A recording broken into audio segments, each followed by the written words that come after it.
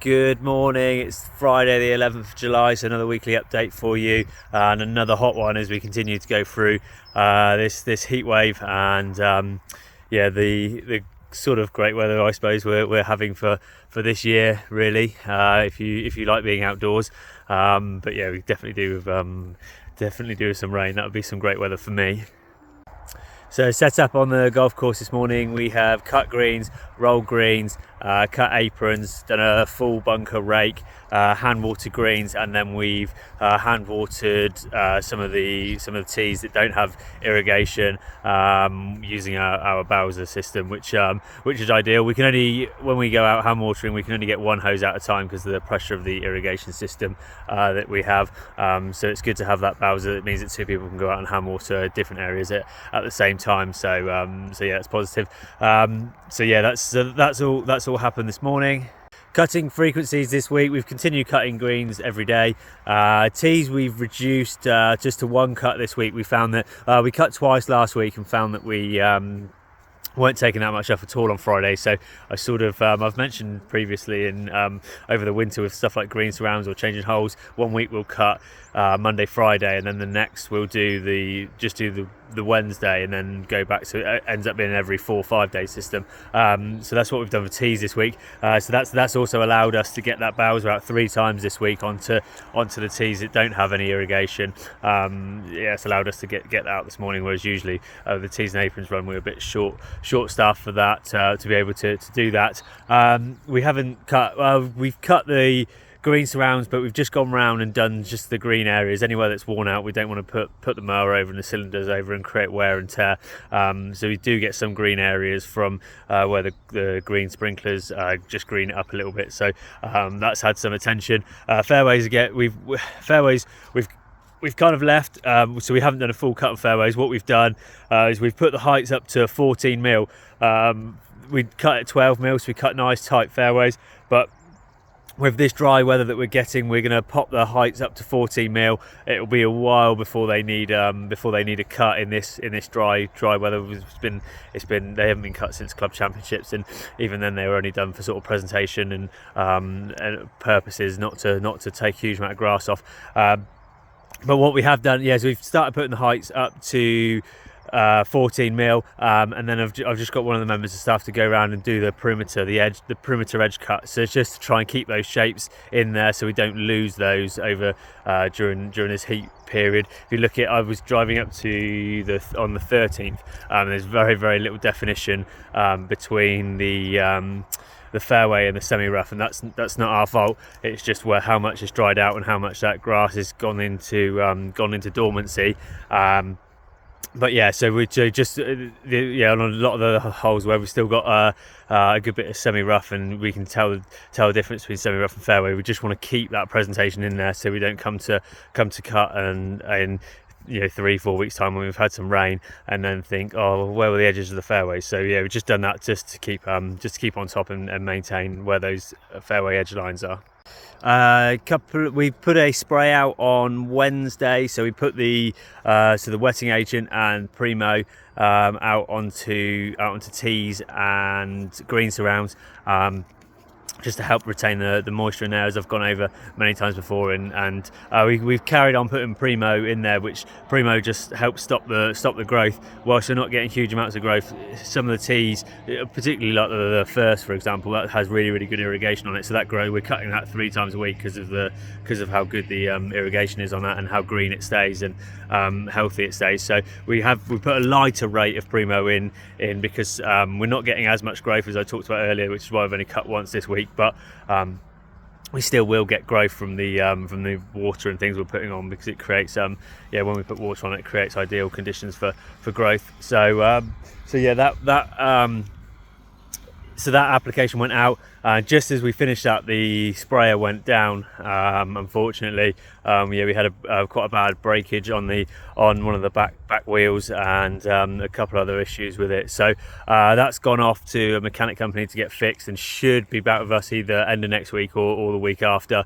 And if not, then we'll hire something or demo something in to get our sprays out. So a spray was due, the Primo and and biostimulant was due to go out yesterday, Thursday, on greens, but we didn't manage to get that out, obviously, because the spray went down. So we will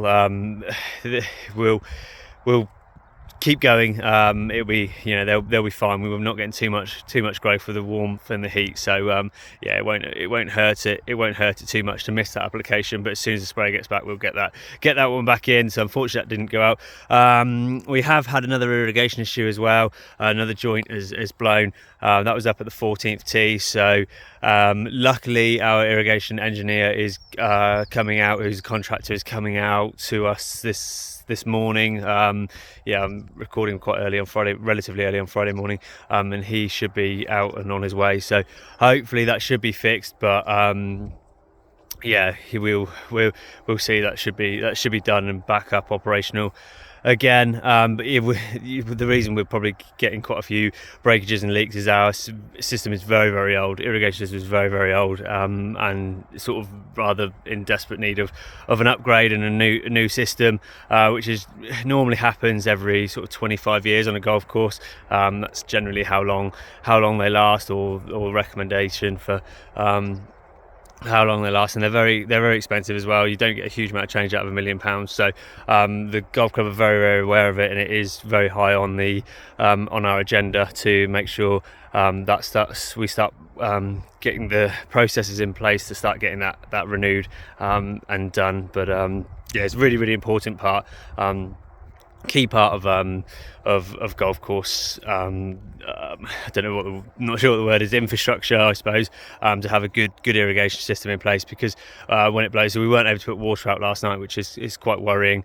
We've been able to bodge something, if you like, fix something. There's a pipe that's sort of burst and popping up through the pressure, so we've managed to put the digger on the 14th tee and keep that on top of the pipe so that we can reduce that leak, so we can just go out and get a hand water out this morning, and then hopefully that'll get fixed and we can start running water again. But obviously that's not ideal and not sustainable. So but very old system, and the golf club are very aware of that, and we just need to start getting the wheels in motion to start renewing that.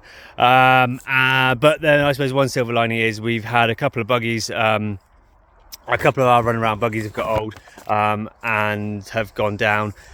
So we've sent those away, and they are now back, and we've been quite short of vehicles this spring and summer, so it's good to have one of the utility vehicles is back. We had two old utility vehicles, and we just sent them both off and made one good buggy out of two. So we've got one of our runarounds back, which is positive, and that's good to have that extra vehicle back and around.